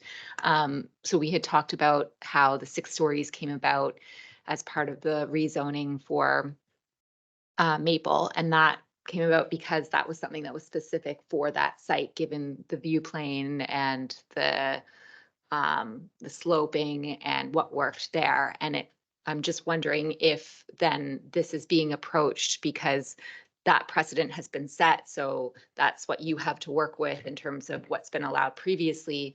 But is that to say that's what is best for this site? Like if we are having to look at approving this site, like would it be better to have 7 stories? Would it be better to have 8 stories? What is best for this site and for you as a developer?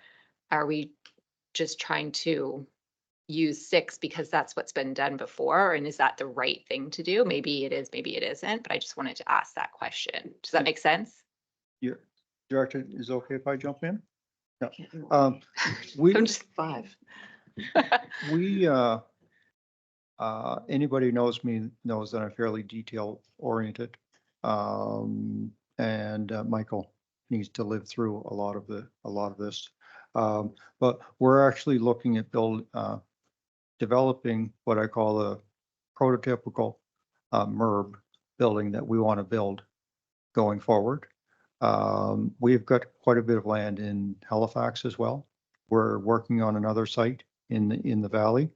There's a lot of discussion these days about the solution to affordable housing is modular construction, which I think is a giant waste of time. What I'm looking at doing is coming up with a prototype for a 6-story building that is roughly 80 by 165 that we can basically do as cookie cutters.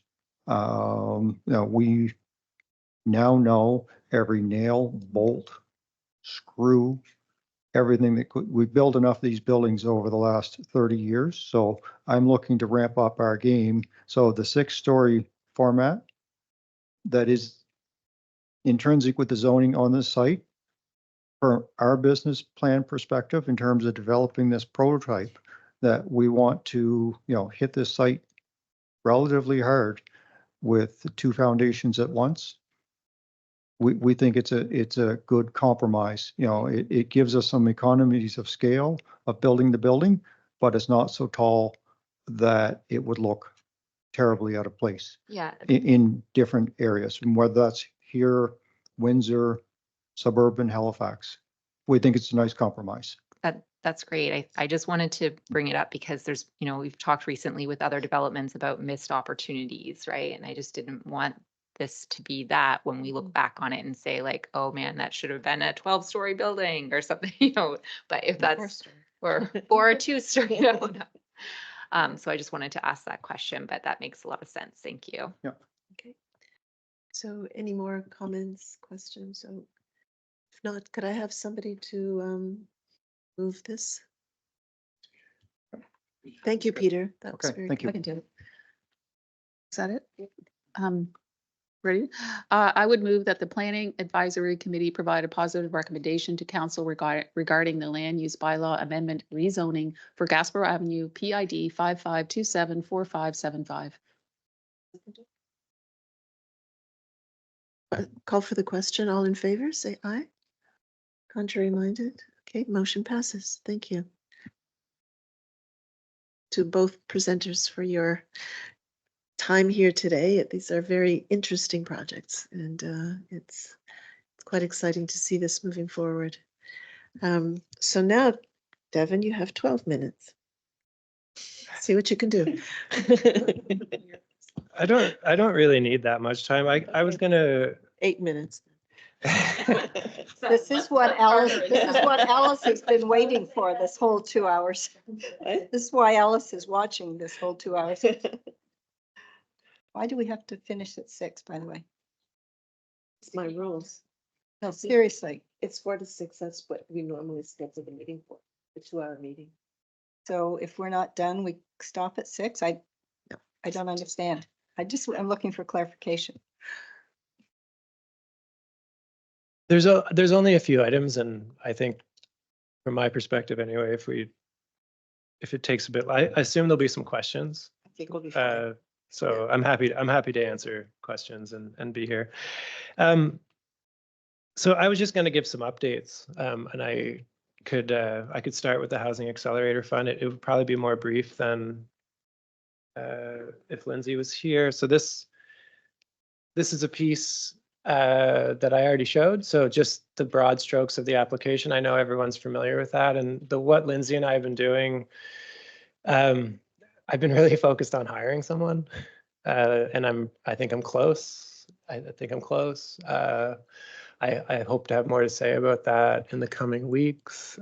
We are going to launch an affordable housing working group, and I think that will be put out very soon. I was successful in getting a few of us into, it's an online program, but it's the School of Cities at U of T. We're just exploring our work plan a bit more with their Leading Urban Change program, its executive education program.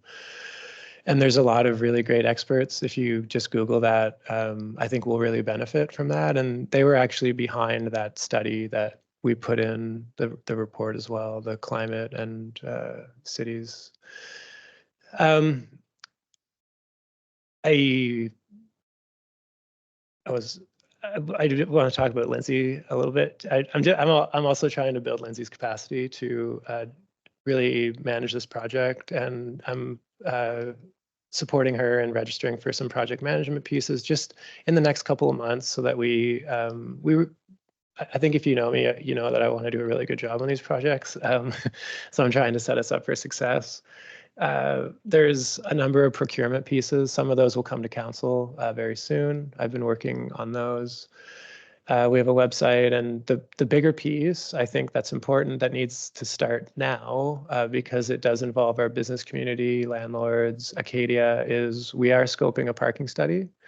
And a lot of that is quite technical. It's doing parking counts and taking inventories and doing interviews and workshops. So that's I really want to start that next month. Is my goal, and I don't see why we shouldn't be able to. There's quite a bit of lead up to get into that. So hoping to do that very soon.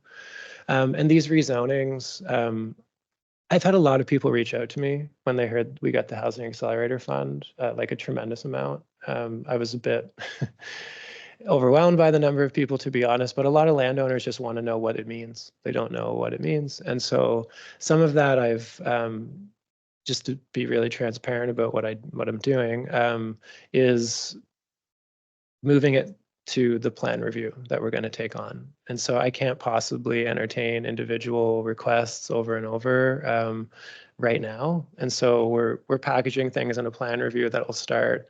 We'll kick that off in September, October, and the new council will have to be brought in quickly, sort of read into this.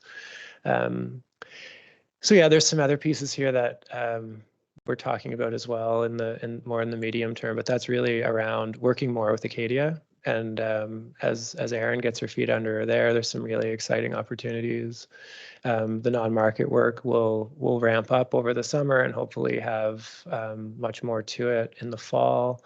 And the plan review will be really important. And that will also be going for probably 18 months, realistically, and that's starting sort of today. So this work all has to be completed in a 3-year window. It's really important to move some of these projects forward, to do some of these other really important pieces like public education. In talking to people, people really don't understand what the exercise is. So we're working on getting some really good material out. We did some good work, I think, with our plan review in sending out some plain language information to people on what the objectives are and what we're trying to achieve and how we're going to keep them informed. So that's the type of material we're working on now. I'll just stop there, just in the spirit of time. But if you want to know more about it, I would say reach out to me. And we could set up a time. I can bring more information. We will be bringing a lot more information to this group at the next meeting. We'll do probably a report and a more fulsome presentation. I could just keep going through some updates if that's helpful. Yeah, so just on Carolyn's questions, I wrote them down, so I'm happy just to answer them right now. So on Maple Avenue, it's a really good and important question, I think, with a number of streets, and council knows we get a lot of requests on the state of streets and when they will be in the capital budget and these types of questions. So some of these new funding opportunities are really exciting. We don't really know exactly what they're going to mean for us, but certainly we're going to be pursuing some of them. The top priority for a street rebuild is Earnscliffe.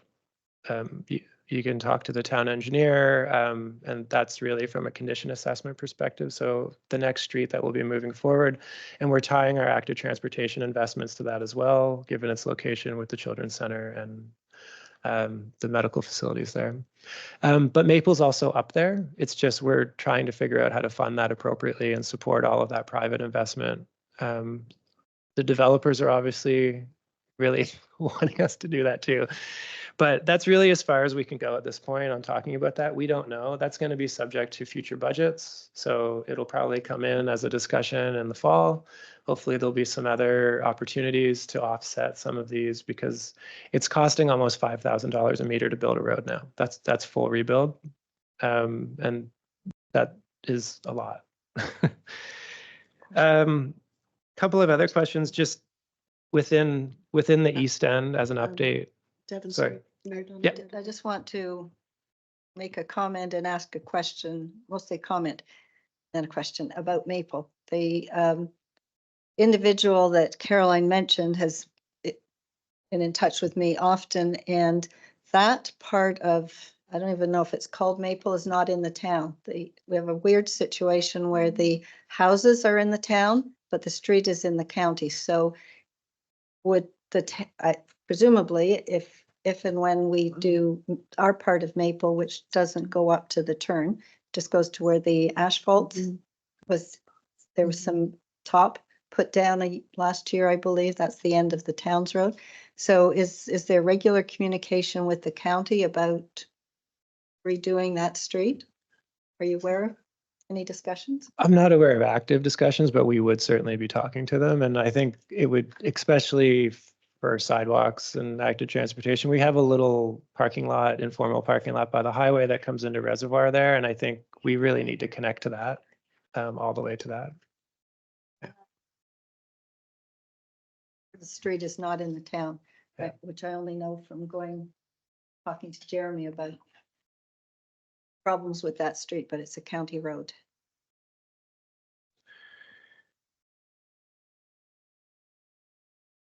I don't have any other information on that at this point, but it's certainly noted. Just a couple other things just to address the questions that were on the table. So part of the notification and part of, I think this is a big public education piece from my seat anyway, is moving from really 25, 30 years of everything above 2 units being approved by development agreement through very particular processes and changing that culture and normative practice over time is challenging. And I spend a lot of time explaining this stuff to people, which is fine. But when a building is going to be proposed in the East End, it will be a similar process to site plan approval that we've seen. So there would be a sign put on the property, and we would start this review process that we do. And there's a potential appeal on site plan on the back end, like we had at the funeral home, if people remember that process. All of those submission requirements are still the same, basically, as a development agreement. So there will be notification. Information I have at this point is they're working on buildings. They're working on many aspects of that development. I don't think the roads have opened yet. I think the roads are opening on Sunday for equipment, to move heavy equipment around the province. So you'll see more activity there once they open officially. They are very committed to finishing that project out. And to be fair to the developer, he really wants to achieve a lot this summer. My sort of push is around the open space and really advancing the trail development. So I've been on site with other people, and including Brian from We're Outside. We did a big walk there the other day, and including around the East End. And we really want to make sure that stuff ties in the shorter term. And then as things are being developed, there will be public access. So that I think that's very positive. Great.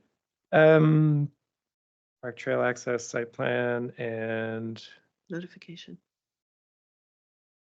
flagging of public maps. Not sure what I wrote down here. Sorry. Oh, sorry. Yes, I know what you mean. I know what this was about. So there was some land that was given to the town from the developer as part of a bigger subdivision process.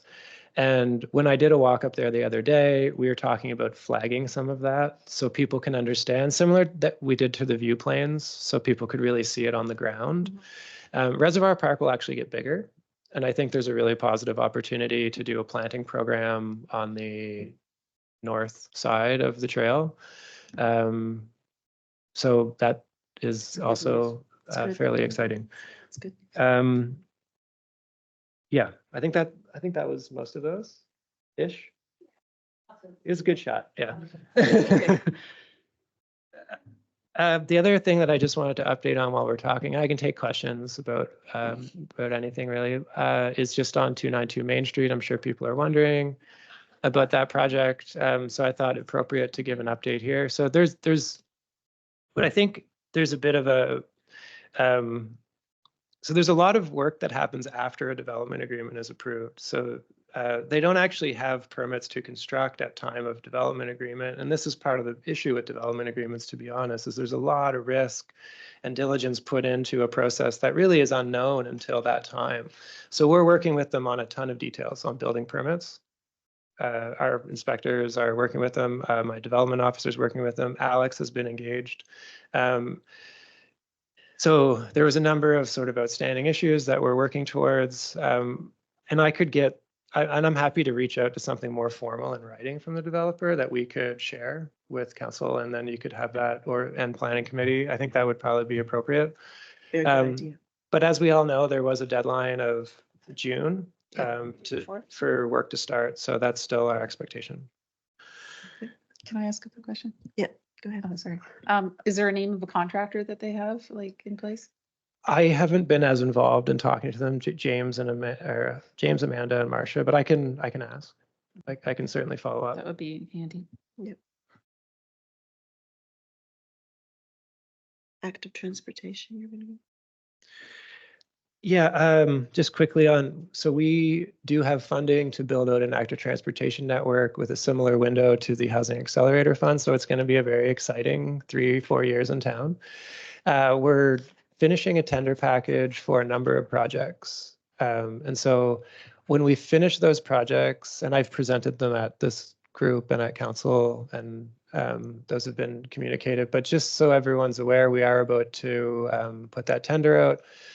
Part of that is paving a portion of the Harvest Moon Trail, connecting Highland, doing traffic calming in some sections, different other connections. And it's fairly significant. And this is going to continue for the next 3 or 4 years. I'm not sure, maybe I could do a full presentation on the AT work now that I have the detailed drawings, because there's some really great, really positive pedestrian friendly stuff that we're doing. We're working with Design Point, and their engineering staff are amazing and have taken things to a sort of another level. And we also have been able to review all that through our working group. So our working group was able to come in with our design engineer and talk through the project. So That would be great. Yeah. Any pictures, I think, would be helpful as we share that information. So thank you. Okay.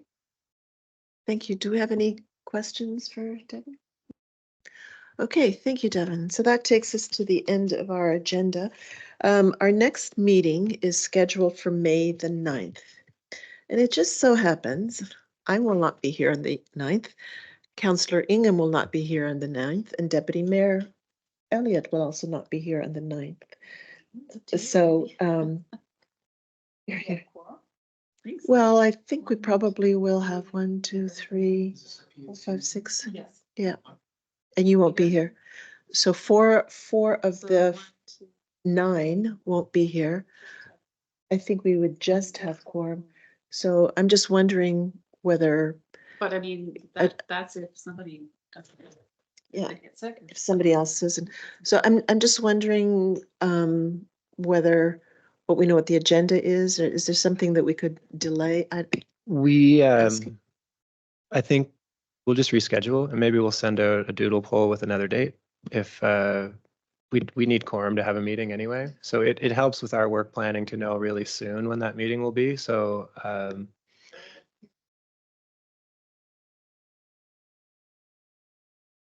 not, but others, yeah.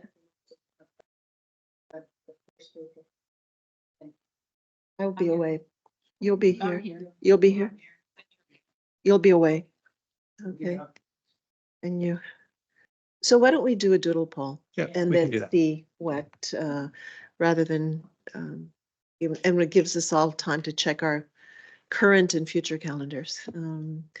So with that, thank you. Could I have a motion to adjourn, please? Thank you. All in favor? Aye, Connie. Thank you very much. Good meeting. It is 6:05.